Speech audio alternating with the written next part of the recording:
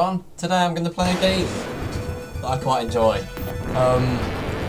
I've decided to change my settings on Fraps especially to record this game, and as you can probably tell, I'm extremely excited to be doing a LP of this game for you. The game in question is The Revenge of Shinobi, an absolutely amazing classic SEGA title, one of the original games on the SEGA Mega Drive or the SEGA Genesis. Honestly, I can't tell you guys how much I enjoy this game. I really do love this game. It's been a part of my childhood, almost as much as Sonic the Hedgehog has, and basically I just adore everything about the Mega Drive. I love pretty much most of the games on it.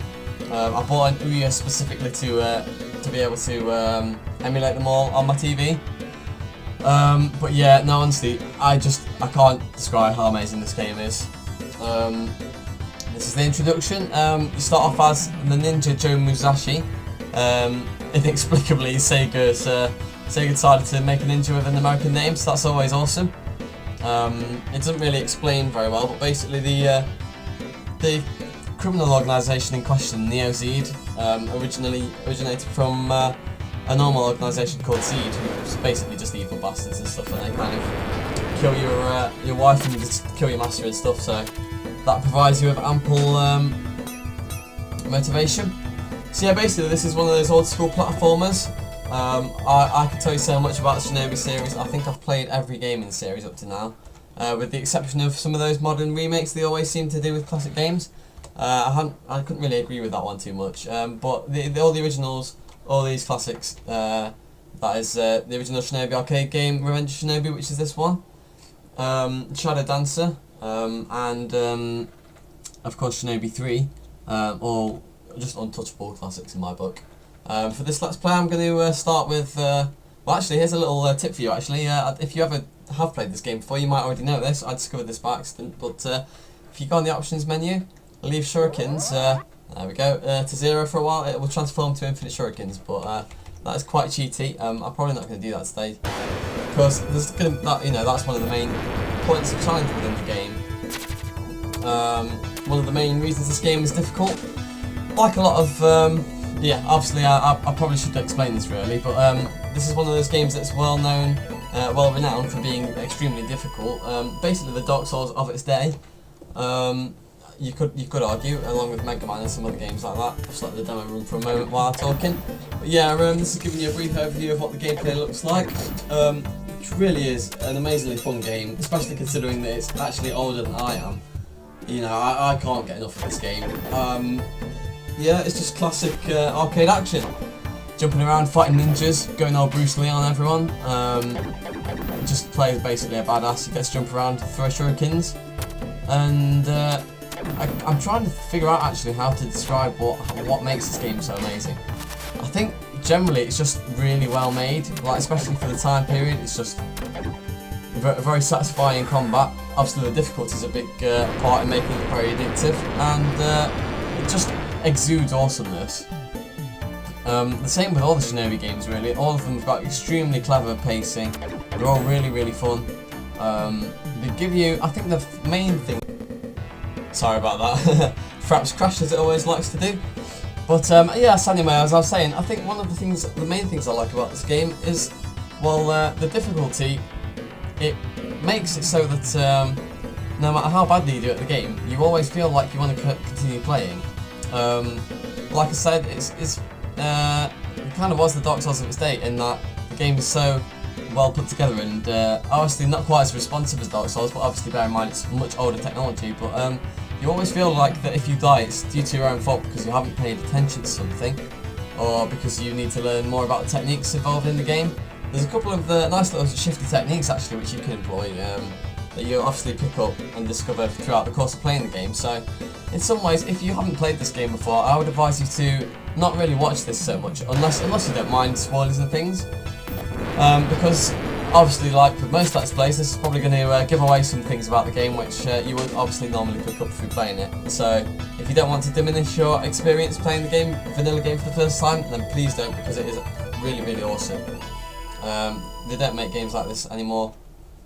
I'm just going to start the game just because I'm sick of Fraps dying and I just really want to get started because I love playing this game so much. I always have really loads of fun with this, so I'm just going to start. I'm just going to go with the standard options. and we'll go into the game. Honestly, it feels so good to be playing this again. Okay, so let's just double check the controls for the PC, because I am actually used to playing this on the actual Mega Drive itself. The SEGA Mega Drive was the first real video games console that I ever owned, and still the best in my opinion as well. I had many hours of fun. Basically, Mega Drive and this game in particular, along with Sonic the Hedgehog and a couple of other titles, basically formed my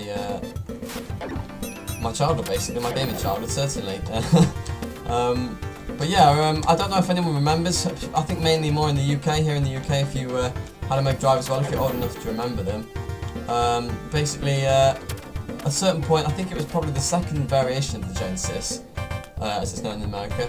There was a couple of models of it made available. I'm just collecting the power up there, which gives me more powerful shurikens and what have you, but I'll get to that later.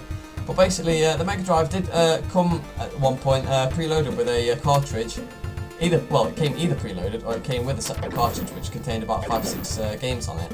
All of them classics, and obviously the first games I ever got for the console, the ones that I played the most. And along with this game and Sonic the Hedgehog 1, it also included SEGA Soccer, I think, which was another good game. Super Monaco GP, which was pretty terrible to be honest, but I still had a lot of fun playing it.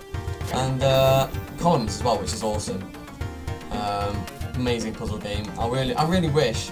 In fact, most of these games, I don't know if it's because they're so nostalgic and mean so much to me, or just generally just because they're awesome games. Because all games back then seemed to be so much more fun and interesting than they were than they are now. But I can't help thinking that a lot of these old Sega franchises, Shinobi in particular, actually, are really well deserving of decent, and not just for the sake of it, but actually really good remakes or sequels.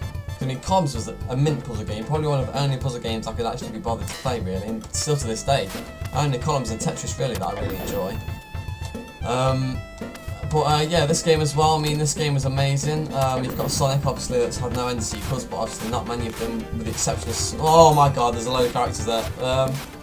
With the exception of Sonic Generations, it wasn't really particularly amazing in the last 20 or so years. So basically, Sega really needs to pull their finger out. And for those of you thinking I'm an absolute utter noob, I've played this game for 20 years and do it terribly. I'm basically just going to try and get most of my explanation out of the way first before I start playing the game seriously. So yeah, I've just died. In fact, no, screw it. I'm not going to restart. But yeah, basically, I really enjoy this game. I think that Sega haven't shown as much love to this game as they probably ought to have done. The franchise rather, because I mean, Shinobi 3 was great, this game was great, the arcade game was decent, especially considering that was about 87 or something, I think that was made. Something like that. Shadow Dancer maybe not so much. Again, still pretty good.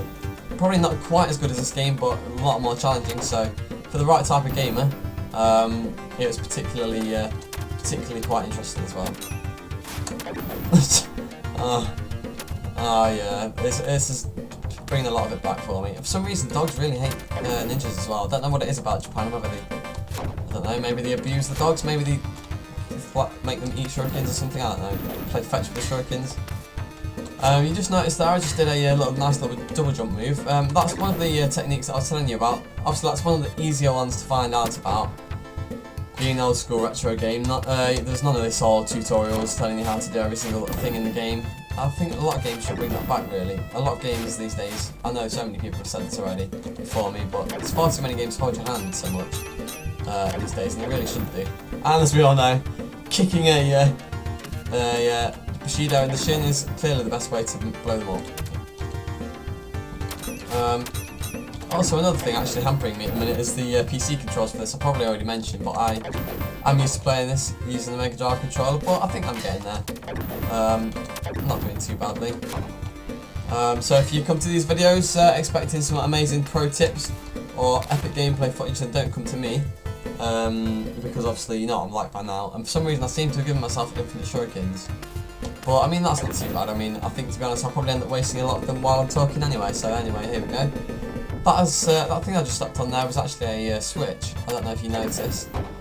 A lot of things like that are in this game, they're not necessarily really that apparent as to what they do or why they're there. Sometimes it can seem like things just happen for the sake of it, but you know, you get there in the end. And obviously you probably just watch there as well. I'll probably do it again actually, just to show you again. But a lot of the enemies in this game is quite unique, as far as I'm aware anyway, of the enemies' behaviour, in that they really kind of don't really do anything other than follow their own set of patterns, or failing that, usually they'll just try and emulate your moves as well to make their attacks on target as often as possible, as you just noticed there.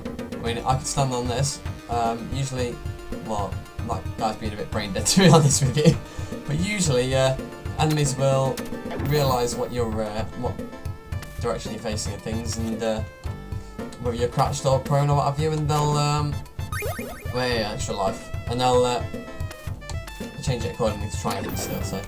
But obviously you can use that to your advantage as well. I mean, depending on the height that you're on, depending on the sort of height of the ledge that you're on at the moment, then you can sort of use it to your advantage. So I'm just going to see if I can get a good opportunity to show that to you now, actually, without really making a fool of myself, actually. Well, what is up with me today? I usually don't get hit even this much on this level. Oh, and I'm dead. Oh no, wasn't that amazing? Well, it's a good job I picked up the extra life. So yeah, see if I can concentrate a little bit more now. Alright, play this a little more tactically. So you don't actually have to touch the switches either by the looks of it as well. This game is all about reactions as well, trying to avoid the enemy's techniques. Not necessarily to the point of it being like anywhere close to one of those bullet hell kind of games, but certainly need to have your wits about you. Because life is very difficult to come by in this game.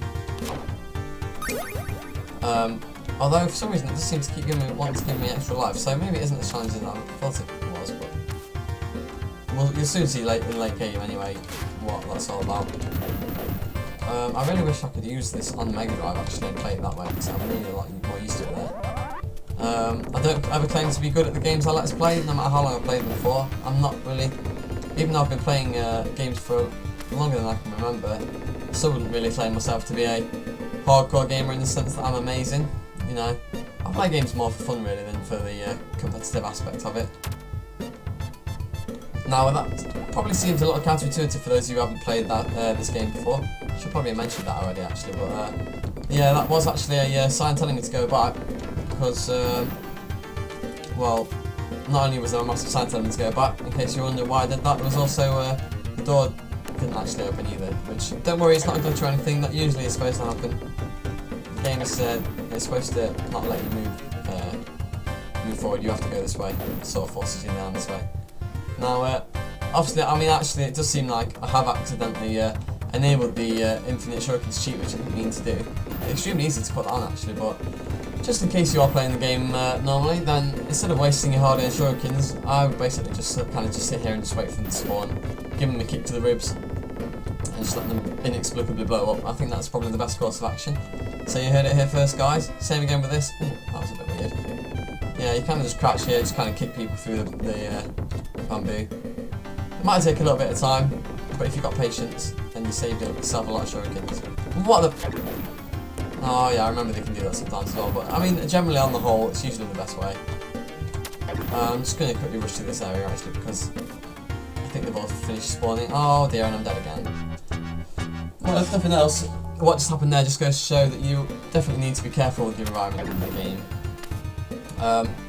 It has been a number of years since I played this game with you, I will be honest actually. But you know, it's really, really good actually for me to be getting back into this. I should play this more often really. And I've always noticed that on the C button on the Mega Drive controller, I always used to think it was my controller actually. It's very old. I always used to think that it was a bit spongy trying to jump. It was an extremely precise double press that you have to use for the somersault, and that's to give you the extra height that you need to clear certain platforms and things like that. I always used to think it was the actual button itself on my controller that was sticky and not allowing me to press it properly, but no, it just seems to be in the actual coding of the game, which, you know, is understandable. It's a 20-year-old game. Jesus, that did a lot of health to me actually. I've got my power up now, so I can afford to go quite skits. Power-ups basically mean more or less a one-shot shuriken kill on any enemy, obviously apart from bosses. And not only that, it gives you a few wider-reaching melee options as well, in case some of the bad guys, some of the ninjas come closer to you. Then, if you crouch down, usually that's when melee is activated, or if you get within a certain range of enemies, that's when it's activated as well. As you can see there with the arcing movement of the blade there. Usually, if I hadn't had the cheat and I was a bit more in practice with this game, I'd be doing this straight away, but with this being a little way of an unfamiliar way of me playing this game, I can't really show you to the best of my abilities, unfortunately, which is a bit of a shame. But I think I can feel already that I'm slowly getting there, so give it a few more levels and I think I'll pretty much be back up to scratch. So yeah, this is what you usually want to do again. Wait for the enemies to spawn and pick them off. Especially, oh, I can hear the nice creaking of the secret doorways there, alerting me to the presence of extra spawning enemies, and if you leave it, they will continually spawn to a certain point anyway, so it is best to wait to pick them off. Unfortunately, the bamboo's giving me quite nice coverage here, nice bit of cover. Just play a bit of a waiting game really. But yeah, as you can see, your life bar is quite small in this game, especially on some of the harder difficulties. So it's always worth taking your time when possible. I mean, I'm not really doing that so much, mainly just because I want to try and cram as much of the game in as possible for you guys. Try and keep it a bit interesting. But it always does definitely pay in this game, if possible, to just give a couple of moments just to think about your situation and figure out, should you really jump over there? You know, will it be a bit foolhardy to go and do that? Especially bearing in mind the precision that's needed for some of these platform timing jumps, especially in some of the other levels. I think there's one coming up in a moment, actually, the waterfall level, which always used to do my head in when I was a kid.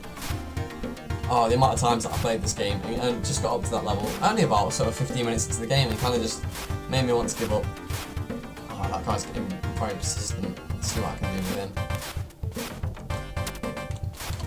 Ooh dear. I don't want to be standing on that. Well, at least I did manage to get the heart though, so I still do have some life, so I'm slightly better off than I was before. Now, this is one of those prime examples that I mentioned to you before. Tactics is a very good part of this game. If you are a very cautious sort of person, a very wary player, you will want to take note of things like this. As you can see, the enemies following my movements there, which can be very good for him, but it can also be very bad for him as well.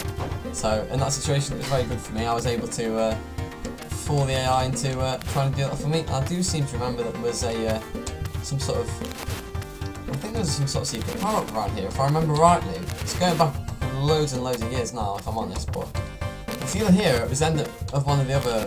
I think it might have been on the last one actually, but if you do this, do a double jump, press shuriken button to launch a volley of shurikens, and there's like a secret box kind of at the top right of the screen somewhere that will give you a full life power up, so definitely worth trying to get that if you can do. But now I'm on to round 3, part 3 of level 1, so it's obviously the boss time. So this is the first boss of the game, the ridiculously stupid ninja master guy. Extremely well timed double jump, obviously not very well demonstrated there, but that's usually what you have to do to get over him. Now when I was a kid, this is basically what I used to do, try and do that, use the shuriken function, but obviously when you're not being a massive cheat like me and you only have a certain amount of shurikens, not always the best course of action, especially because for that reason it can get you killed. Not only that though, but it also wastes a lot of shurikens and they're quite hard to come by later in games, so definitely don't want to be doing that. Ooh crap, there we go, ooh dear. Yeah, so I'm in quite a sticky predicament here, as you've probably seen. Double jump, see if you try to double jump after the peak of your jump, it won't work either, so you have to be very precise. But the one thing I have noticed is, let's see if we can get the technique right on this. Ooh, no, it's very difficult using the keyboard to play this actually. Ooh, if I remember how to do it. That is mainly the technique. Jump, spin, quick jump, quick spin, and a quick shuriken blast. That's mainly what you want to be doing. Right, just one moment, I'm just going to try and do this here. Straight to the head, that's what we want. Changes colour inexplicably. Oh, that's the thing I love about all these odd 80s games. Retro games, they just do things for the hell of it, not because they make sense. of course, hitting somebody in the head with the shuriken is going to make their armor change colour. Ooh. Oh shit. Well, there we go. I accidentally pressed the A button, which there's no need to use my power up. I actually forgot about that actually. If you pause the game using the enter button on the keyboard for the PC version, or the emulator version, it takes you to the pause menu where you can obviously see high score, things like that and everything, but there's also a section at the bottom which took me by surprise when I was a kid, because it was in not the most intuitive of places. But basically this is the way that you get to decide on your special ability, which can be always changed any point on the fly.